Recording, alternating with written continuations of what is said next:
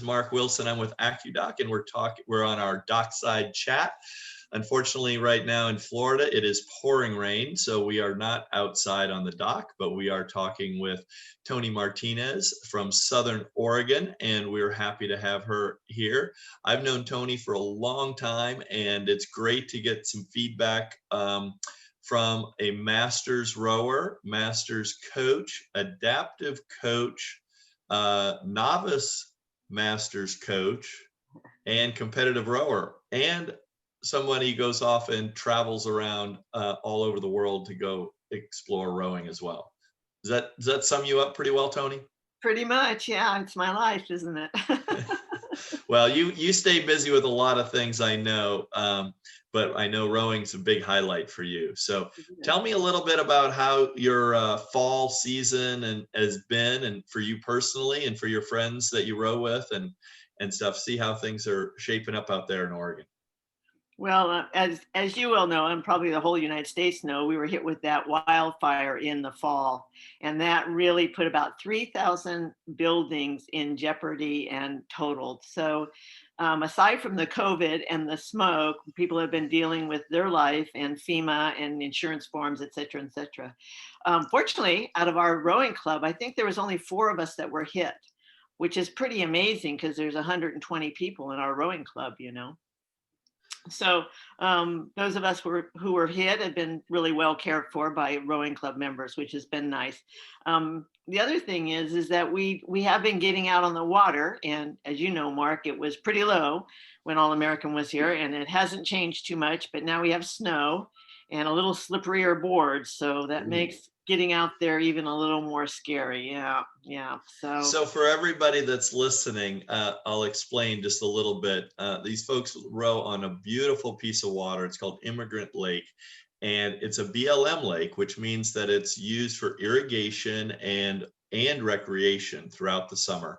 And the irrigation, you take water out of a lake for irrigation, but also this year they had to take water out of it for the wildfires that the state was suffering through.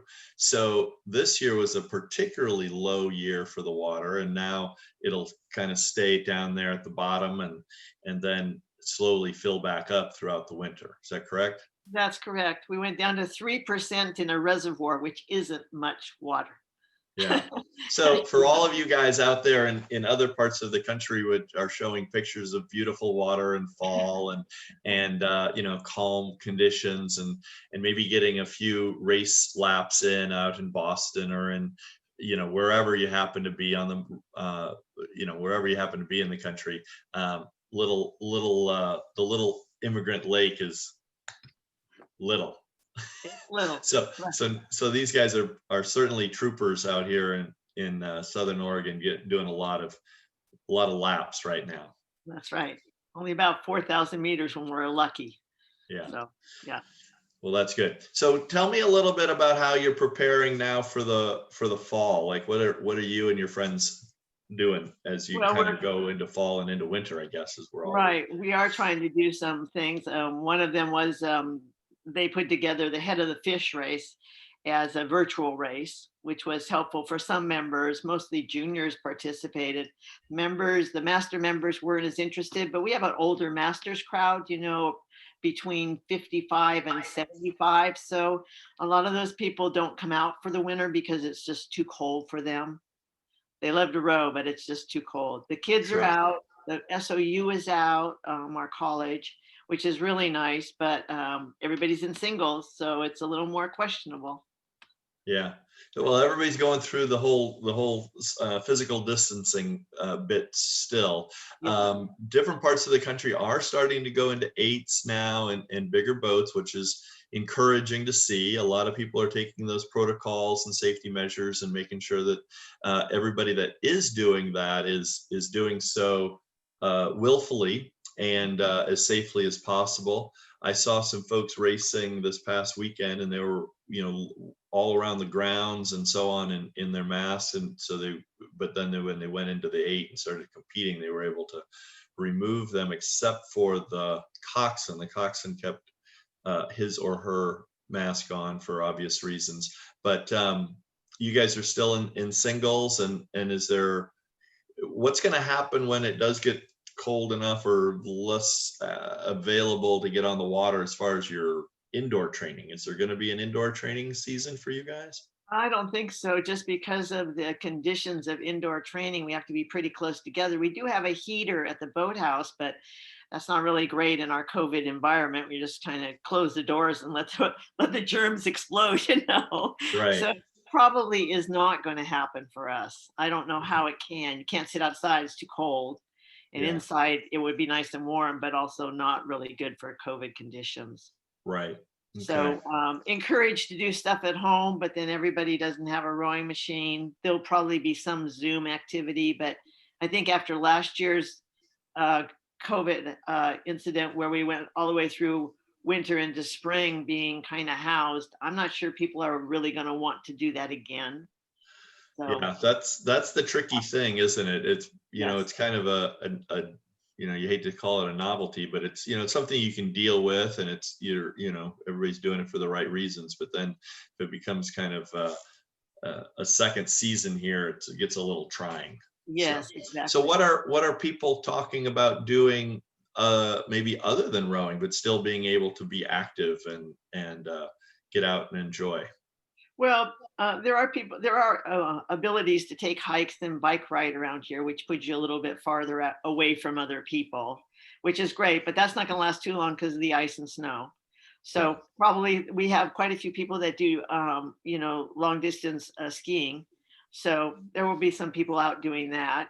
They did it last year, and I imagine they'll want to do it again this year just because you're out and it's Right. just beautiful. So probably more of us will take up that. Yeah. So kind of reviewing with your group there, did you have more people kind of join in, or was it kind of a stay and hold kind of year? How did things end up at the end with new members or new rowers in the group? Did that Well, we had a couple of, through the summer, we were able to do some learn to row programs. They were quick, they were only a week, and then those new rowers were kind of moved into our masters group, and that worked out okay. Although it's tricky for new rowers with the masters group because you've got just this huge space between what people know. So the fact that we had limited water helped that because you couldn't go too far, right? Keep them all together. So right? that worked, but it was I don't think the new rowers were especially enamored by it. It's hard to row with pontoons on. They wanted to take them off and they didn't have as much luck staying in the boat. So all Yeah. of those things made it more difficult and challenging to keep that new group of rowers. In the meantime, we had kids camps and also SOU when they started in the fall. They started with pontoons on too, and they seem to be more active right now because they have to be there with this with school. It's a credit, and the kids want to be there because all their friends are there. So that's really important. Our masters aren't so eager to come out. So Right. yeah, Right. we'll Yeah, that find a makes way. sense. Yeah. What's the word on the street out there in the Northwest, for next spring? Has there been any discussions, or have you heard anything through the grapevines out there about racing opportunities or anything like that? Nothing yet. I don't know if we're going to have any spring racing. We're actually looking towards what's going to happen in the fall of next year, and can we train for that during the summer? I think that would give us something to shoot for because that doesn't seem like it's so far away if you can train this summer. So Petaluma has a half marathon race that we love to do. It was canceled this year. We're hoping we can do it next year. So I did hear that they got their river dredged, so they've got more water in the river now. So that's oh, exciting. that will be exciting. No, I didn't hear that. So that's Yeah. good. Yeah, that's great. You were there, I take it. So I was not. I haven't seen that yet. I heard about it, but I haven't seen it yet. But I'm sure it's fantastic because their docks were sitting on the mud flats at low tide there. Oh, So yes, I think yes, it'll be great. So kind of yes, like you, they had a lot of mud along the shoreline, at right, low tide. So I think right. they're, yeah. But I'm that's running, one event. Yeah, yeah, the Petaluma Half Marathon. What other events do you guys like to go to in the fall? usually Foster City, which is in San Francisco. It's near Marin, and it's a private community, and they didn't run this their head race this year, but they're looking forward to doing it next year. There's not an actual club there at, it's called Head of the Lagoon, but one of the clubs, local clubs, actually brings in boats and their docks, and that's how they do that race, which it's always a fun race because it's an S race in this little community where travel is by Surrey boat. Oh, So wow. yeah, it's fun because you get to see all these houses in the community, and the S curve is tough, and it's just a fun race. So it's Nice. good for, it's good. You can do 2 races. Usually it's a 2-day event, which is encouraging because it makes you have to train a little bit more. Yeah. So not too far So, away. so you guys are certainly looking more for the longer term aspects as opposed Yeah. to the younger folks who are thinking more like we want to race tomorrow. So, Yeah, yeah. So I'm not sure what, we've talked about doing some scrimmages in little places like Klamath Falls for the kids. And certainly the masters are invited when we do those little scrimmages, but we don't know if that's going to occur or not. I think the virtual races might be a thing of the future. We've had a couple of people do them. Kathy did one. She did the Head of the Charles, but she did it on the Willamette River, as you probably heard, and it near Corvallis. So Kathy's run that area before. I would have gone with her, but I wasn't real sure about a river in the fall and a river that I didn't know.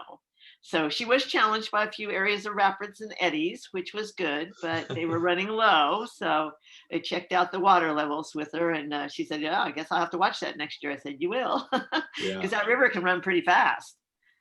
Yeah, that's what makes part of these virtual races kind of interesting when you put your GPS on, but the head of the Charles or the head of the Schuylkill can often have very, very little current. And obviously the Charles you're rowing upstream, so Yeah. virtually no current. And then you get a chance to row in that 4,700 meters downstream. It can be a pretty fast race. So Right, right. yeah, it's kind of interesting how people are doing these different things. So And thought about doing it in Sacramento on the American River, but she didn't know it well enough to know she could go and do that. I mean, she would have been fine, but she was unsure and felt safer in her own, backyard because she's done the Willamette so many times in an 8. sure. Yeah. And How, then how so how is the kind of changing yes, topics a little bit? I know one of the things that you're very involved with is the adaptive rowing. right. How has the current situation, I know it's affected it Yeah. greatly. So Yeah. what are your plans for the future with the adaptive program there? Well, we've sent out a couple of surveys asking them what would be best, how can we handle this so you would be willing to come down to the lake, etc. And usually the use of the restroom, we have a handicap restroom, portable, is the most important thing. The problem with that porta potties is somebody's got to be there 2 or 3 times a day to clean it.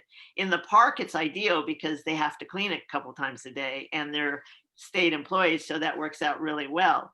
But that doesn't give us really great lake access, and we have to have lake access for them. So we got a couple of things going that don't really work with us. The access is bad, and the restroom. So with our clientele, unfortunately, most of them have biological conditions that cause them to be on the adaptive list. They've had heart attacks, or they've had strokes, or they have neuropathy of some kind where they are truly chronically disabled, and the cold doesn't work for them either. So that part of our population is, we're staying checked in with them and emails, and just making sure they're all right out there. The other piece of that population is tied in with the Freedom Rose group, and we have a couple of veterans who can get out there and try to get out there. So we're seeing them more limited, still staying in touch. But I think that population will be able to get out there quicker. Leah and I talked about that the other day, and can we get 8 of them who all live together anyway? Can we get them in a bus and bring them here, and then put them in an 8 because they live together anyway, or put them in doubles or in 4s? So we're checking out that option, and if we can, we're going to do something about it come spring. So if they, Nice. they're all in private housing, so if Right. they're all So together so anyway, it would work. right. So putting it on hold for the current winter, Yeah. but then making your plans well in advance for the spring. Yes, and Yeah. hopefully we'll get them out there. Excellent. We did run some adaptive rowing when the water was up a little bit more in October, with 3 people that could come out, and they had a ball. Obviously, they knew they were kind of the guinea pigs for how this would work, and it worked for them, but they were not as seriously compromised as our other clients. So Yeah. rowers, Okay. yeah. Well, excellent. It's a So, anything fun for you coming up? fun for me. Well, I'm going Yeah. to be in DeLand in December. Devin and I are so looking forward to that. Um, Okay. it's been really great after our All-American camp. We've had about 8 or 10 people kind of on a rotation going out and doing drills. And we probably get out there and do drills probably 3 times a week. And then, of course, those people also engage in the turnouts that we have. So they really like coming out and doing the drills. They feel like they're really becoming more successful by having that opportunity just to take their time and do what they need to do in the drills. Nice. So when we're in DeLand, I'm going to be spending some time riding in the lodge, copiously taking down notes, because Devin doesn't want to do drill leading, but I'm more than willing to do that. I just don't know. I just don't know after all these years, I should have the process down in my head, but I don't. I have the first sequence, but not 2, 3, and 4. So I'll be doing that when I'm there. Devin will demo for me, but she doesn't want to lead. So it's Okay. good. It's all good. Well, good. Well, I'm glad we have plenty of water here in Florida. We had pouring rain all day today still. Thankfully, Hurricane Eta is kind of scooting off towards the west of us, so we're going to miss most of that, thank goodness. Thank goodness. But yeah, we'll look forward to seeing you down here in a 6 weeks, I guess. Yeah, 6 weeks. Yeah. So that'll be great. Yeah. Well, Toni, thank you so much for your time today. We really always enjoy hearing from you. And as you mentioned earlier in our green room, we are happy to have people give us feedback, and you had gotten some feedback from one of our earlier episodes, so I'm sure people will be appreciating hearing what's going on out there in Oregon as well. So thank you. And I always send the little clip that when you do interviews to everybody I know, so they're all watching it here, which is great. excellent. Yeah. Excellent. Well, thank you very, very much. It's always a pleasure. And we wish everybody the best in various ways out there, especially those of you who are in the process of rehoming. rehoming. Yes, unbelievable experiences that you've had this year. So we'll think about the end of the year being a positive one, and then moving into 2021 is even much, much, much better. So yeah, we'll hope so. Thank you, Mark. hope so. Okay. Thank you. All right. Bye.